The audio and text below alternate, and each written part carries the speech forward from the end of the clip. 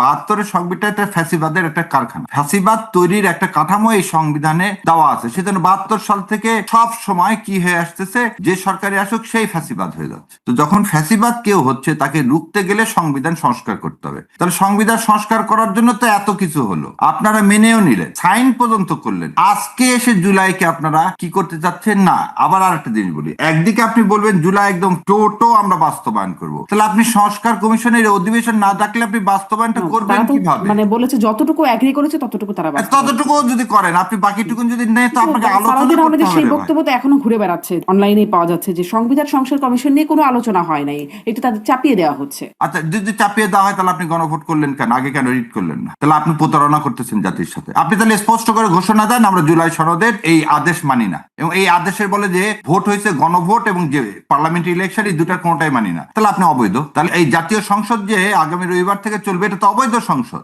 আপনি তো সাইন করলেন রে ভাই, আপনি তাহলে সাইন। এটা তো তারা মানে, এটা কেন অবৈধ? এটা তো সবাই মানে জাতীয় না সংসদ তাহলে নির্বাচন। মানলে আপনি ডাকতেছেন না কেন? 10 ধারা অনুযায়ী আপনি তাহলে সংসদ অধিবেশন ডাকতেছেন না, যে আপনি মানলেন। তাহলে আবার আবার একটা জিনিস দেখেন, 13 তারা তারিখ তো আসলে সংবিধান অনুযায়ী সব করবে, সেটা তারা বলছে যে সংবিধান লঙ্ঘন করবে না, বা বিএনপির বক্তব্য যা শুনছি।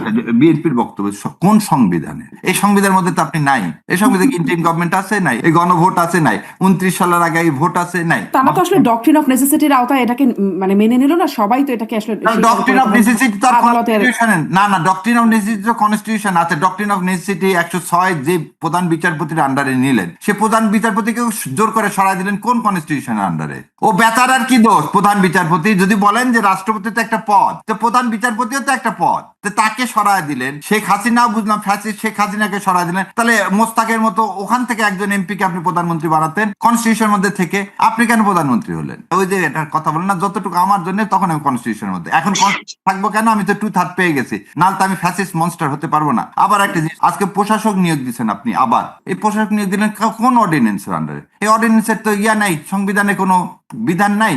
প্রশাসন দিলেন, তাহলে ইউনিট সরকারের 133টা অর্ডিনেন্স খুব ভালো লাগতেছে, কিন্তু আবার কনস্টিটিউশন অর্ডিনেন্স দেওয়ার তো ক্ষমতা নাই। কারণ এই পঞ্চম সংশোধনী রায় কি বলছে, এটা ইউজারপার হয়ে যাবে ইউনুস সাহেব, সেই রায় তো এখনো বহাল। তাহলে ইউজারপারের আদেশগুলো তো সব কি হবে? অবৈধ। বিএনপি যেটা করতেছে, তারা এই সংবিধান দোয়াতে এমন প্যাচের মধ্যে নিজেরাই পড়ে যাচ্ছে, এরকম হলে থাকতে পারবে না। তাহলে রাজপথ ছাড়া কোনো গতি নেই। এবং এটা 96 সালে কি হয়েছে, রাজপথে যেতে হয়েছে তত্ত্বাবধায়ক সরকার ব্যবস্থার জন্য। তো ওনারা আবার জুলাইয়ের জন্য যদি যেতে হয়, ওই সময় ছিল না কোনো টাইম লাইন। এখানে 180 দিন আছে, 180 দিনের মধ্যে করতে হবে। যদি 180 দিনের মধ্যে যদি না করে, তাহলে কি হবে? লেজিটিমেসি থাকবে না।